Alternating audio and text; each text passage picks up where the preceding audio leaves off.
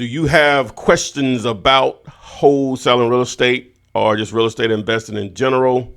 This is the replay, the highlights of show number 115. Stand by. Let's get it. Flip man, it's the flip man. You want some money in your hand? Flipping houses without credit or your cash. Get that bag.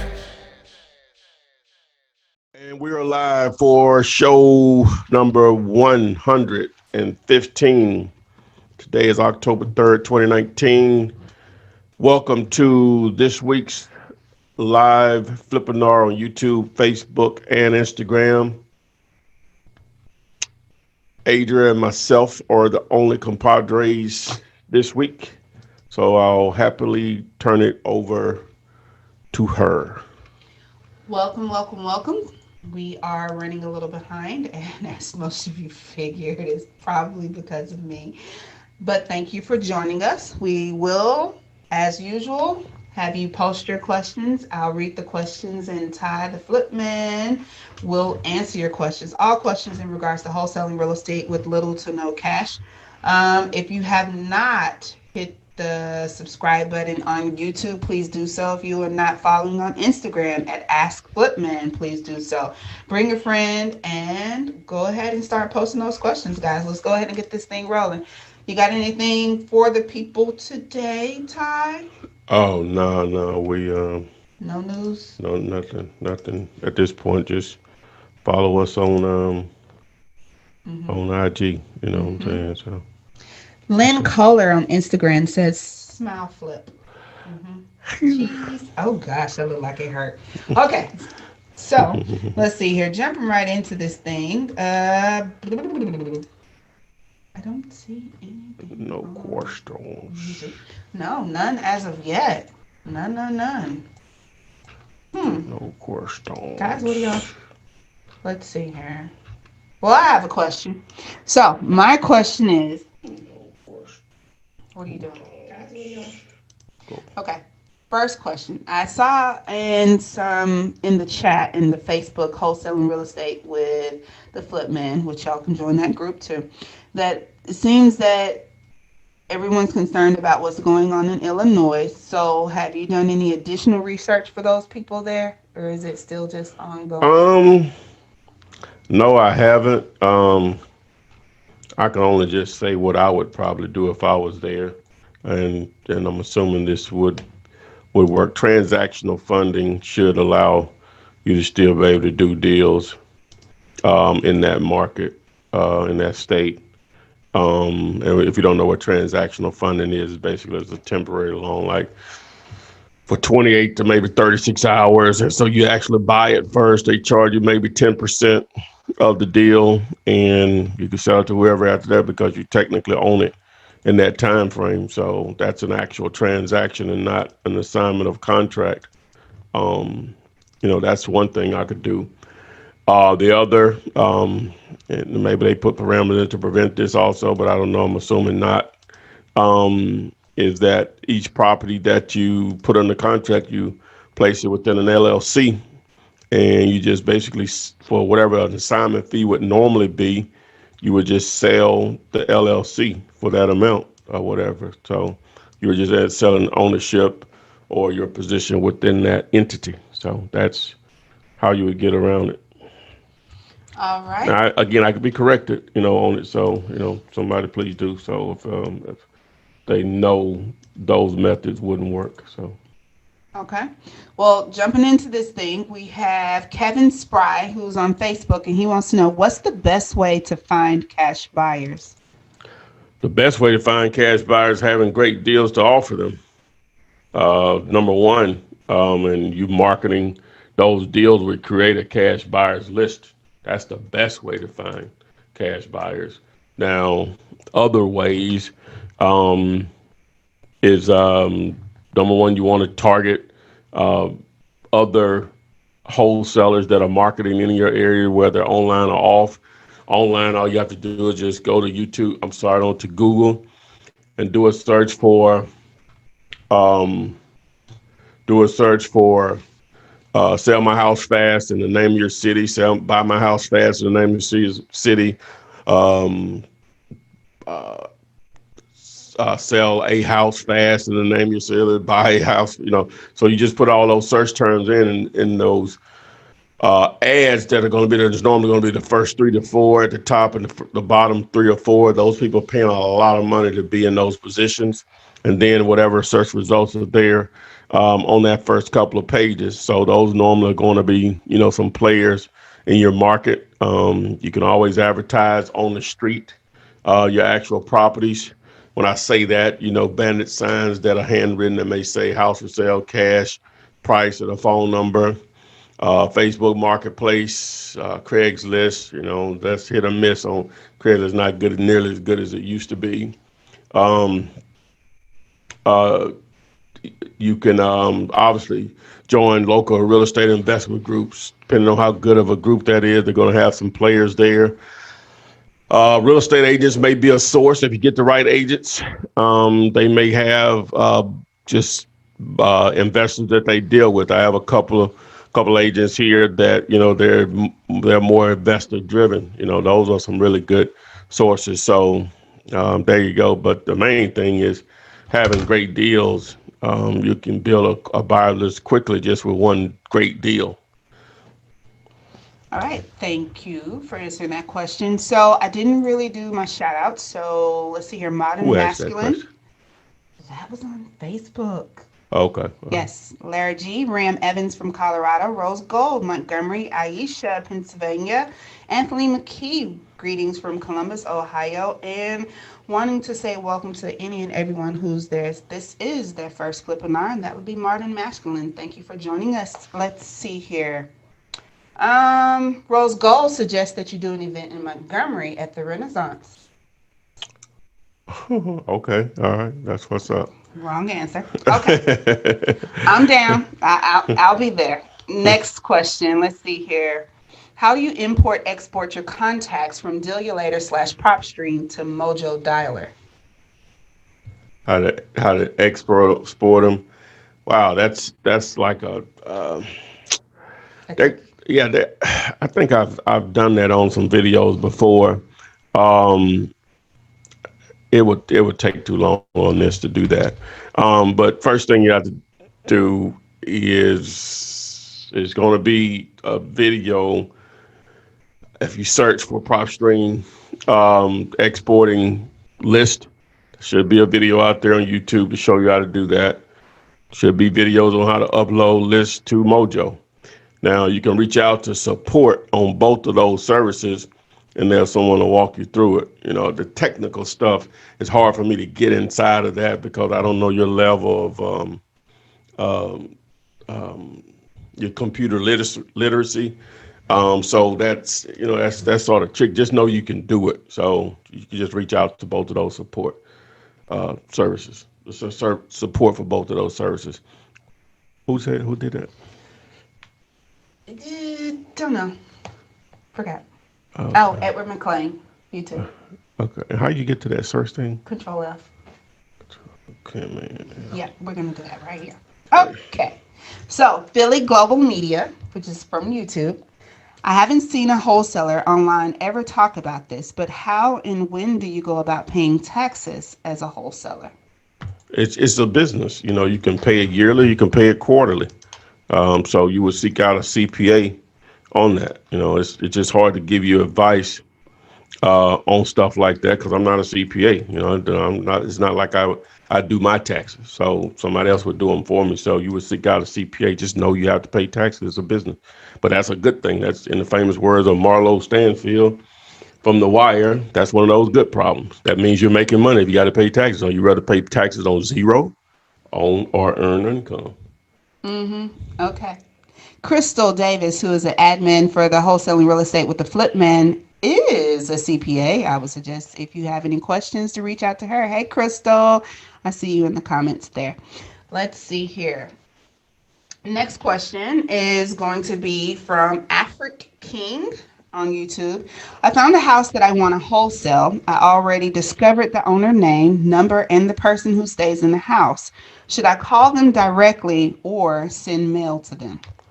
if you have a phone number for them, you definitely want to call first. That's because that's the quickest way of communication, and the best method of communication. We used to, in the 1800s, they didn't have phones. They did everything by snail mail. So once phones come along, it's easy to communicate with people faster. You can get a lot of more things done faster. So um, if you have that option. But to answer the question, you said which between the two, so you definitely want to call. Okay. Mr. Walcott on Instagram, what type of list does Ty target when cold calling? Well, when I build my list, from which I'll do it now. That's an opportunity to do that. So, um, I'll show you right now. Let me see here. And this is for those of you joining us on Facebook and YouTube, Instagram. Unfortunately, you won't have the opportunity to see the screen as we show it, but visit dealulator.com. Uh, and we're only about, I don't know how many minutes we're in. Normally it shows on YouTube where how many minutes we're in. But anyway, so what I'll do is, and I'm all over the place. Let me show you what I'll do to build a list.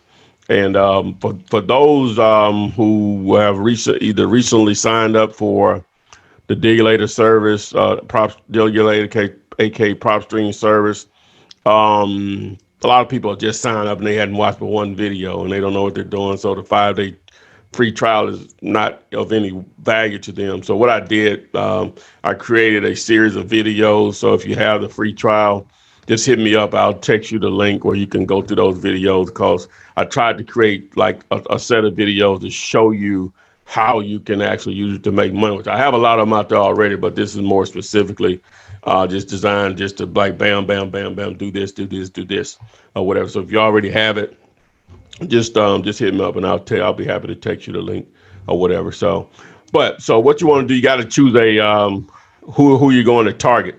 So if we just did LA County, it's already in here, Los Angeles County, California. And so if you're going to put in a county, it has to go in like this. So whatever the name of the county, then county, comma, and then the state. So you go to filters while it's spinning over here to pull all those properties, because we're talking about maybe a couple of million. Then you would go, I like to do non-owner occupied, free and clear. As far as the list type, non-owner occupied is just as what it means, that no one lives in. I mean, they own the property, but they don't live in it. It's also called absentee owners. Then on the property characteristics, I'll select single family. MLS status, I like for it to be off market, so I'll select no there. I don't care about the foreclosure status. And then I'll select under owner type, individual instead of corporate. That removes your LLCs. And then I want them to, especially with this many properties, I want them to have owned it for at least 5 years. It's going to pull up a lot of them. I could probably go 10 years on this one. And so, boom, it pulls up over 36,000 properties, right? So you would then select the list here, and then you would have to filter this. It's only going to allow you to download a certain number. Say you downloaded 1,000 of them, all right, and you could download more, go back and keep adding. So now you would add to list. So you create the name of whatever your list would be. So you just type that in. I'll just put Tyrone Taylor, but anyway, I'm not going to save this because I don't want this particular list. And then boom. So now it would appear over here into properties and under marketing list. And so if you select the actual list that you downloaded, it'll take it a second to populate. It's thinking, it's thinking, it's thinking. Mm-hmm. It's thinking, it's thinking, it's thinking. Done thinking. So now you would select all here, and then you would export. Boom. So that's my criteria on the list. So just to go back over that really quick. So I would select non-owner occupied, free and clear, which means they don't owe anything on it. I shouldn't owe anything on it. Property type, single family. MLS, I want it to be off market, so I'll hit no right there. Ownership, do individual. Own for at least 5 years, but if you're in a smaller market, you might do 1 year, maybe 2, just see how many you can pull and hit apply. Boom, there you go. All right. Oh, on to the next question. Okay, the next is going to be from Travis Riggins, and this is from YouTube. I have a seller that's willing to sell his house in Birmingham for $3,500. The only problem is the sister and her boyfriend won't leave the house. Do you have any ideas on how to get them out of the house? Pay them. Yeah, you have to probably pay them to leave, especially if it's a really good deal. Yeah, that's going to be your best way. And when I say that, you'll probably, if you gate about it, you just go and knock on the door and just talk to them and let them know they're going to have to leave or whatever. Or you can send them a letter and send it by UPS or FedEx explaining, hey, that you're going to buy the house, and you'll be happy to give them money to leave the property, but only after they've left the property where we purchase it. And then we'll give them money after that. Now, if they need moving expenses, then you may have to take care of that, but you don't put the money in their hand, and just give them an incentive. That's the quickest way to do it, because if you go through the legal process, that could easily take 6 months, So anywhere from 30 days to 6 months, just depends. So. Okay. Nicholas Rivera on YouTube. I didn't see that. You said his name was Travis? Yes, at the bottom. Okay. Nicholas Rivera wants to know, do you recommend going after corporate-owned properties? Well, yeah. Well,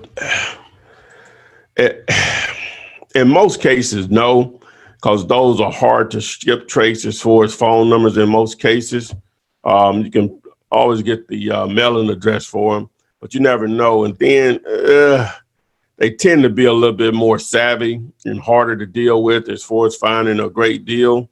I would say no. It's just on single family houses. What was his name? That was Nicholas Rivera. Yeah. So I would say no, but that's going to be up to you. Okay.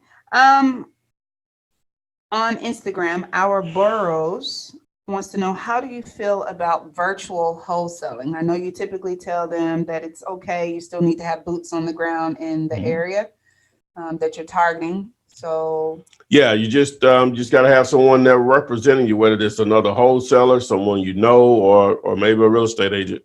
If you have those, somebody like that in there to represent you, to make sure that the seller and the buyer end up not needing you because no one's there to represent you, then yeah, people do it. People do it highly successfully. So. Okay. For those of you that I see asked what website type is on, that's dealulator.com, aka PropStream, but we highly recommend that you go through dealulator.com. Yeah, it's if you're not familiar, this is it right here, but this is like the since they can't see it, can they? No, they can't. Okay, hold on. All right. Where are we? Yeah. What are you doing? I'm going to pull it up. I'm going to show them so they can see the logo or whatever. That doesn't help Instagram. That's what the question was from. Oh, this question was from Instagram. Mm-hmm. Okay, yeah, just DM and I'll text you the link if you're on Instagram. I'm sorry. Okay. TKO wants to know, when looking for properties with liens and a mortgage and equity, how would that work out? I found a property with $12,000 in liens. However, they have a mortgage of $50,000 and equity of $80,000. Is it a deal? Wait a minute. You say $15,000 in liens and $12,000 in liens. What's the ARV? This sort of confusing. It's not in there. Okay, TKO, you're gonna have to tell me what the ARV is. Need more numbers to determine whether it is or is not a deal. So we'll move on to Instagram, to Money Making Dion.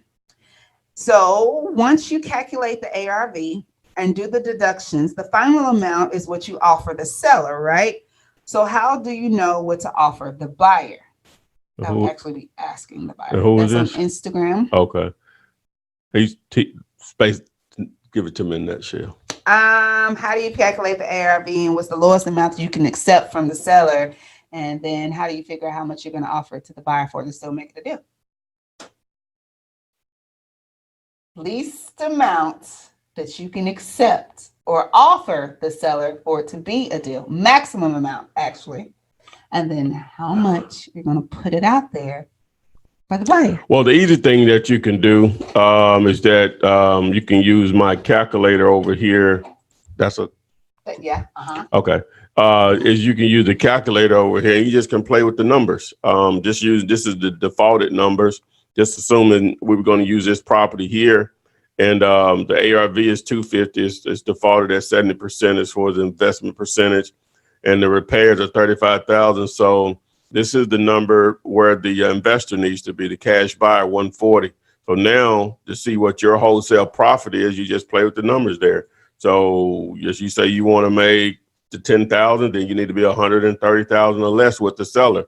So if you want to make only 5,000, then you need to be 135 or less with the seller. So if you want to make 8,000,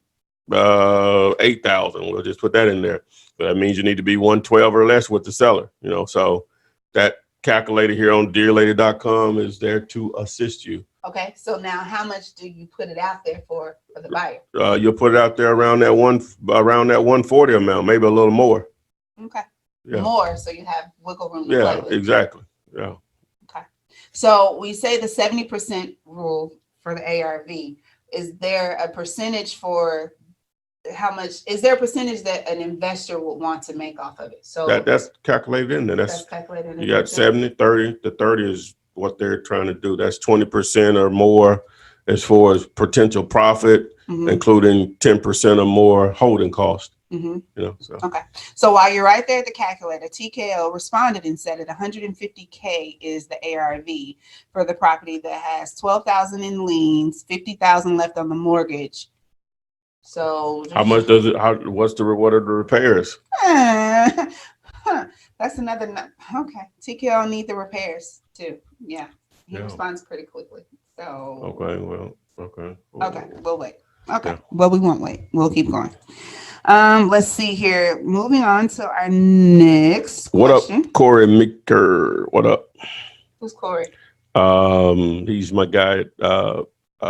Graphic. Hi, Corey. It's okay. You don't have to explain. Hi, Corey. Yeah, he's my mail to flip guy, Corey Meeker in St. Louis. Ah, hey. He said thumbs up. Sure. Urban Odyssey is meeting their first client, potentially, hopefully they can close the deal. So wishing you much success on that. And TKO responded quickly, as I knew he would. The repairs are 30,000. Okay, so we need to go back to that. Handy dandy dealulator calculator. Okay, so.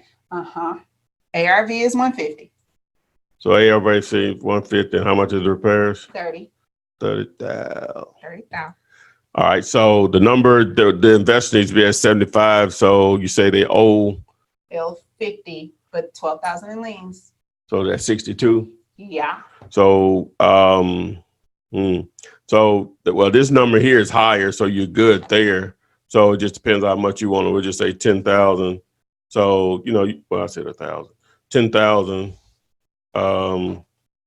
So you're still good, So if they're willing to take what they owe on it, then you probably have a deal. Maybe a little more. You maybe can pay them a little more. They can get a couple thousand out of it. So. Okay. So speaking about liens, Mr. Walcott wants to know, how do you acquire tax lien properties, and do you offer the lien amount to the seller or lien holder? Where is that off of? This is on Instagram. Please I had to tell you. All right. So say that again. What do you want to know? When you acquire tax lien properties, do you offer the lien amount to the seller or lien holder? Well, it depends on your state and the process and what stage of the tax lien process they're in. If it just depends. That's going to vary from state to state on how that's handled. Here in Alabama, it's like a 3-year right of redemption. So you're just only really getting a tax certificate, I think is the level. And if they redeem it, if the seller comes back and redeem it, then they have to pay like 12% and whatever repairs you've done or something to that nature. So it just depends on the state, so. Okay, so that's going to be state specific. Yeah. Hello to Shaq Smith from Westside D-Town. I see you. Thanks for joining us. And we have 126 watching right now. So please make sure you click the thumbs up button and also select the bell so you'll be notified when we are going live, which is on Thursdays, 7 p.m. Eastern, 6 p.m. Central. So Richard Lang on YouTube wants to know, if you're just starting a direct mail campaign, how many owners would you suggest you mail to? And how many times would you mail to them, and at what frequency? Yeah, like that's what Corey does. My guy Corey Meeker is on here, but generally speaking, wow, direct mail. Just understand that the response rate generally is between a half to maybe 1.5% is considered good. And you said it was Travis Regan's. No, I didn't. Oh, That question was from Lang. Okay. Mm-hmm. But ideally, you probably want to send out at least 3,000 pieces. Ideally, you want to send out more than that, but I'm just getting like a bare minimum. If you're going to do direct mail, it's a different animal. You have to be consistent with it. Well, with any form of marketing, you have to be consistent with it. But you just can hit me up. I can get you. And Corey, if you want to answer in the chat there, you could probably educate them a lot more than I can. Y'all can look at Corey Meeker's responses here. But, but you got to be consistent with it. But you got to get a lot of mail out there. If you're just doing driving for dollars and things like that, that's just dropping the bucket stuff. And you really need to specialize in how you mail out when you're doing that small of an amount of direct mail. So, and I would do by FedEx or UPS when I'm doing 5 or 10 of them, because I found some vacant houses or something, because that'll increase the chances of getting their attention. But if you're going to do a large amount of mail, then yeah, you got to be prepared to spend a little money. But one deal can pay for your direct mail for a year or even 2 years. You can just keep compounding off. Of some people, that's all they do is direct mail, and they make a lot of money. Like one of the more recent deals I did, I think I did a video on it. Through Corey and the guys over there at GC Graphics, Graphics Connection Group. That's what it is, GCG. And but anyway, so and I did 20 grand on it. So on a $1,500 campaign. So you do the math. All right. Thank you, Richard, for that question. And again, guys, the name is Corey Meeker. He's on YouTube in the chat box. Most definitely read any comments that he's leaving. He might even leave you some contact information in there as well. Our next question is going to be from Miss Aaliyah Jordan on YouTube. She says, 2 properties on different lots owned by the same owner. Do I use 2 separate contracts, or can I use 1 contract for both properties? I would suggest using 2 contracts for the separate properties because you may not have the same buyer. Okay, let's see here. Richard, you're more than welcome. Let's see here. Pre-Med on YouTube says, if I need a cash buyer in 24 to 48 hours, what's the fastest way to find one? I found a property today, going to auction on the 17th, going to make contact with the seller in the AM to try to make a deal out of it. How does that work? Does that work? Sounds too, maybe. No, it'll work. It just needs to be a great deal. What was his name? Pre-Med? Yeah. I hope it's as simple as you just wrote it on this page here, but normally it isn't, man. But to answer your question, if you find a great deal, you just need to just market it in the places that I mentioned earlier, Facebook groups. Facebook groups, but Facebook Marketplace, local real estate investment associations. Just simply do a Google search, sell my house fast, buy my house fast, and whatever the name of the city the property is located in, those guys that advertise that they spend a lot of money to be there to get leads. And if it's a smoking deal, normally they can close in, 3 or 4 days as soon as you can get a clear title on it. So, yeah. Okay, there you have. Aaron, I concur. Aaron says we have 137 people watching. That means there should be 137 thumbs up. Yes, these guys, well, not this guy or girl, is taking their time weekly to answer your questions because we love it. Absolutely. So just know that we're here to answer your questions. Keep posting them. We will keep asking them. Let's see here. Brandon on YouTube says, this works, guys. He got his first check of over $5,000. Then he closed this week on an 8-unit, 13,000 profit. Never stopped grinding. Y'all took over a year, but now back to back. So thank you for actually putting it out there, I Brandon. don't see that. That it There took you over go. a year Oh, just a statement. for him to get his his first check, but he persevered. Consistency and continuously educating yourself is the name of this game. You have to figure out what works for you in your market and go with it. Well, the way people can look at it, and everybody knows some people's situation, you need money right now, blah, blah, blah, or whatever. But like I said, it took him a year. That's a long time to be pursuing something. But think about it. People pursue college degrees, even if we just go with a bachelor's, 4 to 5 years, they're pursuing that, and you ain't making no money from that. Right, right. And in most cases, real estate will produce more money than any degree that you can get outside of probably being an attorney.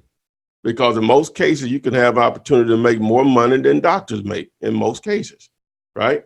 An attorney now, they can get ridiculous money because of the type of stuff they can get into, lawsuits, civil attorney and acquisitions law and all that kind of stuff. They can make hundreds of millions of dollars, so they can compete with real estate. But and maybe some programming or something like that, you come up with your own software or apps or whatever. That's a whole nother ballgame. But that's okay. But that's stuff that you can actually learn without going to school. You know what I'm saying? So I don't even really want to count that. So that year is just like he went to college for a year, and then when he got out, he's about to make $18,000 on his first couple transactions. So, but I know that's easy for me to say, and I often wonder if I would have kept it up, if I didn't do deals as fast as I did deals or whatever. Ain't nothing I can do about it now. It's over with. But I'm just saying, from somebody that's seen other people that have taken longer than what it took me to do it,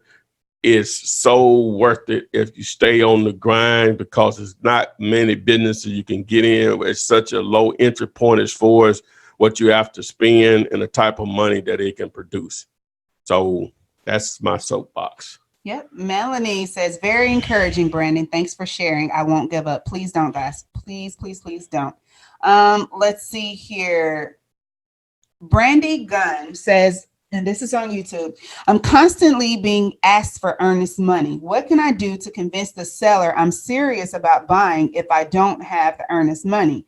These sellers are asking for $1,500 on a constant basis in my market. So what are your thoughts? What's the first thing you think? And it's not a motivated seller? Is that what mostly what we're saying? Yeah, in most cases, if you got sellers asking you, I would love to see some of the numbers on the deals that you're getting, branding, because in most cases, sellers just don't, motivated sellers, the earnest money is just not a big deal in most cases. So I would love to see some of the numbers that you're getting on what you're saying or the actual deals or these great deals. It boils down to, or these great deals. Okay. Sticking with YouTube, David Thompson says, what's up, Ty and Adria? Hey. Can you tell me the time frame in your experience when dealing with probates, the process of acquiring the property to closing on the property? And this is from David. Okay, I see it here. All right. So now on the probate stuff, David, really not my thing, because normally I'll bypass it, but I did a really good video with the folks over at All the Leads. And if you'll just go to YouTube and do a search for Flip Man and let's see how I can do this. Flip Man and probate. And that video will pop up. And those guys will be able to send you in the right direction on probates, because each state is different on that process. Okay. Let's see here. On Instagram, we have several. I'm just going to ask. Urban Odyssey says, I remember watching an older video in which you offered a course on finding and executing a deal mentorship, which you will oversee with a split. Is this course still available? And because the Garage says we have a few commercial properties to send you in Atlanta, what's the website to send the pics and the video? So I think they're talking about 50-50 Yeah, that's not really what I'm offering. It may have been a much older video. The only thing that I have right now is the 50-50 option. If you do a search for 50-50 and then flip man, and that's basically where you've gotten the property on the contract, for whatever reason you can't find a buyer. Then, I would work with you, just submit it to the site, but that's no coaching. No coaching. Say it again. No coaching. No coaching. No coaching. You got to just take the videos that are here free, which everything you need to know is really in these videos, and you roll from there. Rose Gold Jones on YouTube. Where have you been? She says, Ty, have you ever heard of the $10 down method? Yeah. Yeah. I mean, Keep watching these videos. Keep watching. See me talking about it. Oh, yeah. I guess Rose Gold, yes. If you watch plenty or any of the 375 plus videos that are on YouTube, where Ty gives you step-by-step instructions on how to do this wholesale thing. He gives you scenarios. He breaks down the ARV, all the way to where to put bandit signs if that's your thing. The $10 down is just, if you have a truly motivated seller, $10 just seals the deal. $1 makes a contract and binding agreement, as long as you're 18 years older, in most places, well, pretty much everywhere. So that's just what passes from your hand to the seller's hand to make the deal binding. So yes. It is a lot of moving parts, Rose Gold, but the thing is, you have to keep it simple. Kiss it, keep it simple. Yeah, we're not going to say that part, but just watch the videos, dig in, join us here on Thursdays, join that wholesaling group, go to Instagram. It's just, the knowledge is just unbelievable out there. I know what Ty puts out there for each of you guys to learn, but yes, the $10 does work. And she says, I have 6 properties to mail to because their numbers are wrong when I skip trace. So we talk about it weekly about skip tracing services that you can Google. Some are very low cost. Some are a lot more expensive. The more accurate you want the information to be, the more you're going to pay for that service. But this is all about having tools in your little wholesaling war chest that you're going to use to find owners and build lists that a lot of you guys ask about. Your mailing campaigns that you can do direct. mail2flip.com is for that. But watch the videos, guys. Watch the videos. Anything? Yeah, y'all digging the shirt this week? Yes, I have several people have said nice shirt, like the shirt. Where can I get a shirt? They like your shirt. Mm-hmm. Ty's shirt says offers are free. One of the most important things to remember is that you can give an offer. The worst that a seller can say is no or counter you with something else. So give that free offer, right? Never know. We've all been sold to every day, whether it's through relationships, jobs, billboard, or whatever. We're all being sold. Mm-hmm. Offers are free. Okay. Fogtown on Instagram says, how do you find a wholesale friendly title company? Mm-hmm. By having a great deal with the seller and then a buyer. And in most cases, you're going to be dealing with a seasoned buyer, and they'll already have those relationships built with whoever they're going to close with. Even if they've never done an assignment or contract before, they're going to be, in most cases, not always, more than happy to do the deal to satisfy their client. Once you do one deal with them, now you could go back to that title company or closing attorney without that particular investor to do a deal. So, but that's something you shouldn't worry about. If you have a buyer and seller in place for a deal, getting it closed is the easy part. And I don't like to use the word easy when explaining this stuff. Yet there's such a thing between the 3 components. Melanie has a question for you. What was that from? Instagram. Okay. Yep. We got a lot of questions on Instagram. We do have a lot of questions on Instagram, and I'm trying to make sure I get to them before they disappear. Mm-hmm. But Melanie is on YouTube, and she wants to know, why do you bypass probates? She has a list of them, and she's about to mail to them. And she has a lot of confidence in your expertise. She says, please share why you bypass probates. No, I'm. That's not what you said. Where is she at? Hold on. YouTube. Melanie. Okay, why skip Trace Company? No, up. If y'all don't know, while I'm reading the questions, Ty is scouring and reading the questions as well. It's kind of important that I'm reading. No. What I'm doing, I am posting the questions in the descriptions of this video. So whenever people watch this video in the future, they will see what questions were asked there. So they can. They probably wonder why I said the name like 3 or 4 times. I know. Well, since they want to know, let's tell them we're live here. So hey, it's not a CBS or Netflix production. We are censored. This is we're censored. This is we censor. I like to try to keep it clean. My mama might be watching. Oh. And so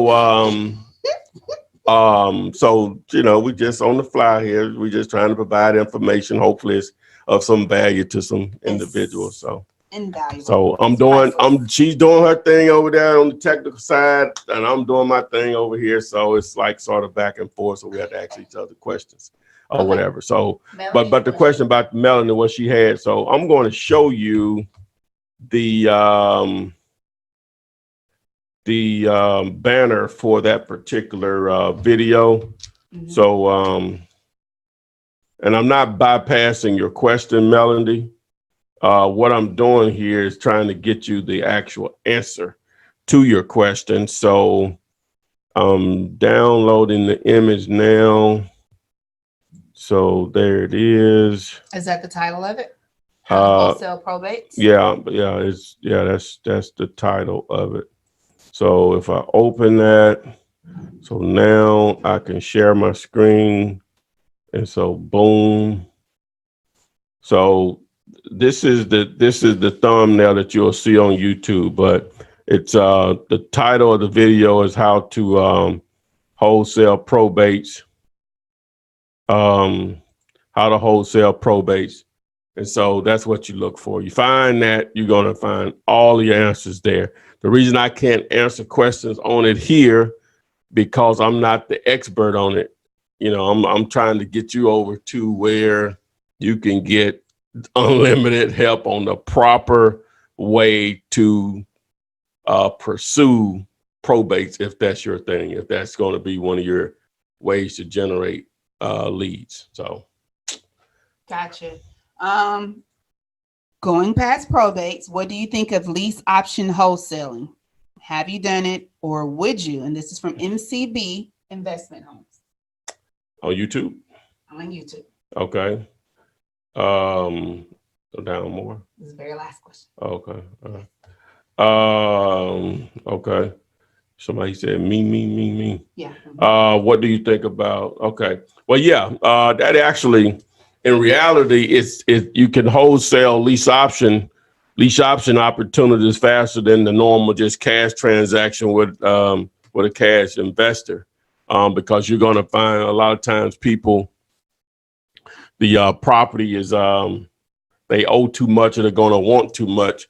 But if you can transition them over to a lease option, then it's going to allow you to be able to either stay in the deal where you place the tenant buyer there and you get the down payment and the month of the cash flow over top of the mortgage payment if there is one, or the payment made to the actual owner, or you can just set up the terms and just wholesale those terms over to an actual tenant buyer and or another investor. Okay. W Royal, and this is on YouTube, wants to know, what size are you using or would you use on the portrait style bandit size? And he's in Pompano Beach, Florida. 18 by 24. Okay. 18 by 24. 18 by 24 on the portrait styles. Keep it simple. Always remember that your potential seller only has about 3 to 5 seconds in passing to capture the information that is on your sign. So don't go big and gaudy. go clear and simple. Let's see here. Next question. And we're going to stick with YouTube here. Do you know the list that Renikia normally gives off the top of your head? I don't. Well, it was just in the last video. In the last video? Yeah, in the last. We gotta do that thing. Yeah. Guys, I'm sorry. Renikia normally has a good list compiled of skip tracing companies. I know what Melissa Data is one. No, that's not a skip trace. That's just to be a list. Oh, well, what other one is it then? I don't know. Okay, this last week's video, she did give that list, and I promise by next week we'll have a thumbnail that Ty can post up of those skip tracing companies. But if you could go back to video number 114, and you should be able to find that list there. Romeo May says, I have a client that has Section 8 and would like to buy a estate sale home that has not happened yet. How can or should they proceed? You get that? She say what now? A client that has a Section 8 and would like to buy an estate sale home that has not happened yet. They want to know how can or should they proceed. Not knowing, I don't know.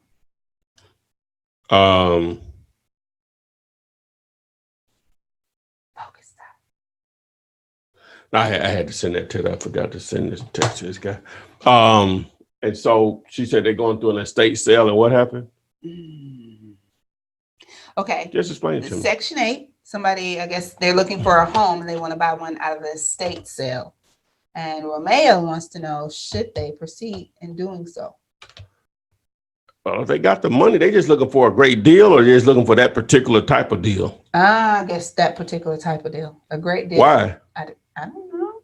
I'm saying that you need to explain more. That doesn't make sense. They Section 8 now? Yes, I guess they've been in, but don't you already have to have the property before you get approved for Section 8? I'm not understanding what it. Okay, Romeo. The question doesn't make sense. Clear. Okay. I'm confused. I ain't gonna say it make sense. I'm confused on the question. Let me just say that. Romeo, clean it up for me so I can make sure do. I reread that correctly. So let's see here. Who do you talk to? What? That was on YouTube. And this is Young Shabe wants to know, how good is your chances of getting a deal if you put out 200 signs? There's no real number. You can put out 200, 50, 500, and nothing. Or 10, and boom. And boom, yeah. Ideally, if you put them out correctly, and we'll just say 150 of those stay up, yeah, you should be able to do some deals because it should generate calls. Assuming what your signs say, the size of them, the color scheme, all of that stuff factors in. But assuming all of that's equal and effective, then yeah, you should be able to generate leads with leads turn into deals. So, for sure. Okay, so this is on Instagram. This is Wiley Powers LLC. I've begun to follow a ton of wholesaling investors pages on Facebook.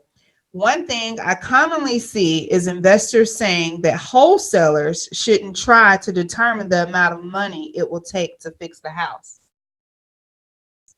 You have to have some idea of it. There's no like one number. You send 3 investors out there, they're gonna all come back with different repair costs, but you got to have something to go by or whatever, to even know that you even have an opportunity that somebody may be interested in or whatever. So, and they don't go by what you say anyway. They not seasoning the game if they going by what you say. They may ask you your opinion or whatever, but you don't know what level of repairs they like to do or whatever. So, well, some of them you may do, but you still won't know what the number is on it or whatever. So, but you can just you just need a ballpark number to go into whether you have an opportunity or not. Okay. Omega One on YouTube. Who typically pays closing costs in wholesale deals? Normally the cash buyer normally, but that's negotiable. Everything is negotiable. Need to be a T-shirt. Yeah, that's awfully wordy though. It is, ain't it? Yeah, It's all negotiable. It's all yeah, I guess so. I ain't. Mm-hmm. Everything is negotiable. That's too many. No. That sounds fine. Joe Renee, I'm sorry. I don't think that was Joe. I think it was Joy, and I just lost it. Joy Renee on YouTube says, just got in the chat, so welcome. Wants to know, is it illegal? You already know what this part is going to be about, right? Yes, it is. Is it illegal to place bandit signs in certain places? And also, is a permit required to have a magnetic sign on your vehicle to advertise? As far as the bandit signs in most cases, I'm going to say all cities, counties, and states have ordinances against bandit signs. Okay, they're illegal everywhere. everywhere. Enter at your own risk, but the ideal thing to do is just place signs where signs already exist. Because in most cases, people that have been using them in your market for years, they know the part of your market you can get away with them. Now you can test other areas with 4 or 5 of them, see if you can get away with them or whatever. But to answer your question, they're illegal everywhere. The other question was what? The magnetic sign on the vehicle. Oh, no, you don't have to get a license for that. That's your car. As long as you don't put anything explicit there, I think you're good. Okay. Michael Ray from YouTube wants to know, he says it might be too specific, but I don't think so. He's had a deal tied up in escrow for over 2 months now because the seller's lender won't send the final payoff document. He wants to know, have you ever had that problem? And is there a way to force the lender's hand to send it? They said it would be 5 to 7 days, but it's actually been 2 months now. And that was from Michael Ray. Well, he didn't, that was more, you say more than what he put in. I combined multiple statements of his together. Okay. Mm-hmm. So yes. Okay. I can't top that because you. No, I've never had that to happen. So the lender not sending the payoff letter? That's like that's probably in violation of something. Yeah. I mean, there has to be a reason. Like there's more to it than that. Something is missing on that. Yeah. Wow. I would hate to know that was holding up a deal. I'll be on them. Yeah. You got to go on the manager level, man. Just can't take whatever clown is coming on the phone. You got to take that up the ladder. Mm-hmm. Well, I'm going to go with Corey. Corey says bigger the better. People need to be able to read them from the road. But David Thompson wanted to know what was the reasoning of going 18 by 24 instead of 9 by 24. But that's because you went portrait. You changed the orientation. That's a bigger square inches, period. 12 by 18 and 9 by 24 are the same square inches. 18 by 24, they're bigger. I actually did a test, and obviously, which one you think will outperform? The 18 by 24. The bigger signs.